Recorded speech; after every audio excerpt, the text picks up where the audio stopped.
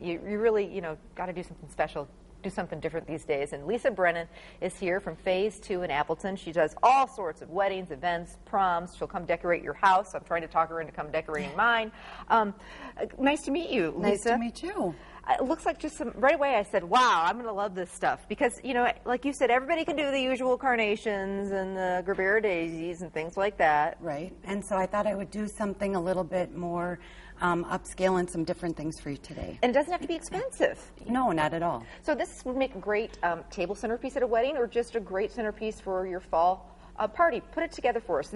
Tell me about this little container. It's just a cylinder container. What I did is I wrapped some of the curly willow in the container. Okay. To follow through with the theme that we have going here. There's lily grass forming some lines. You could do this for like your Thanksgiving table if you chose Sure. to. Floating some candles in there. Are those a special kind of candle? It's just a floating candle. Okay. I have some of the green cymbidium orchids, and I have a dahlia here just to kind of pick up the colors that I've done in the rest of the bridal work. I kind of did this as a whole wedding theme. So we'll light this, and then we've got a few little just votive candles around to make it extra special. Right, and if somebody doesn't of course, allow I knew that was going to happen. the open flame, it's contained in the container. Okay. And so that is for safety, like if you were going to do it for Thanksgiving, you wouldn't have to worry about, you know, anybody catching fire or whatever. There we go. Why do I always have a hard time lighting that? Well, maybe it got a little wet. Deb, that'll be you. Okay, so, and these containers you can rent, you can get them from you.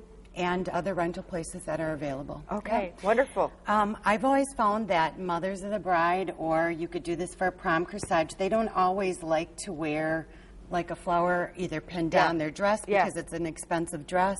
So this is something, the aluminum wire that they've made nowadays is just a lot of fun to work with. And so what I did is I made more of a necklace. If you had a lower scoop necklace or a dress, it would work lovely on that, and you wouldn't have to worry about it.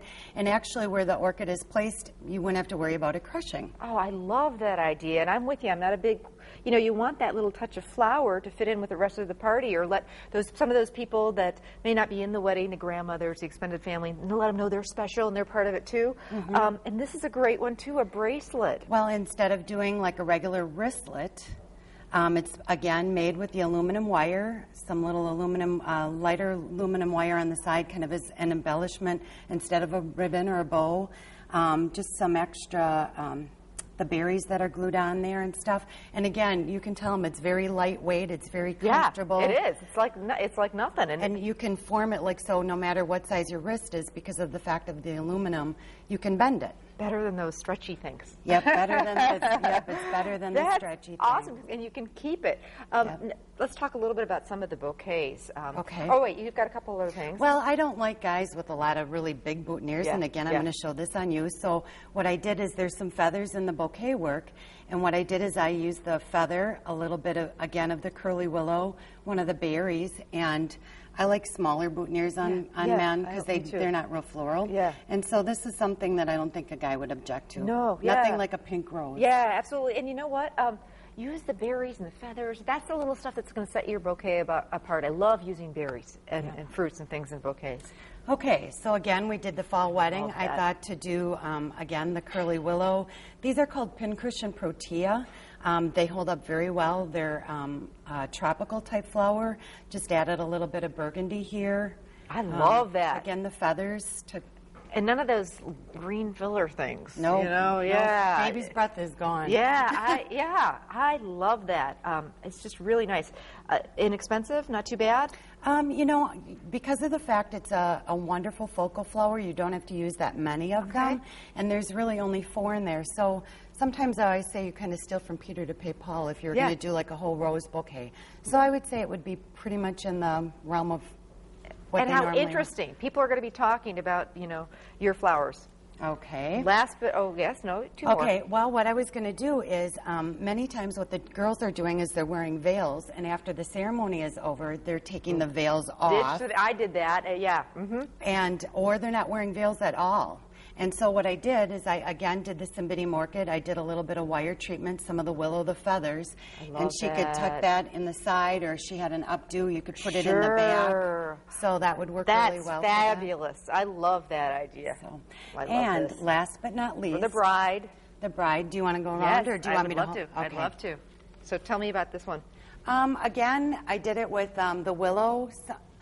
We love the hand-tied. Hold it down that way, yep. And it's done more European style. You can hold it off to the side. Okay. Again, it's got the sweeping lily grass. You're going to have a lot of movement from it. The curly willow, some of the orchids, again, going into the cascade with the aluminum wire embellishments.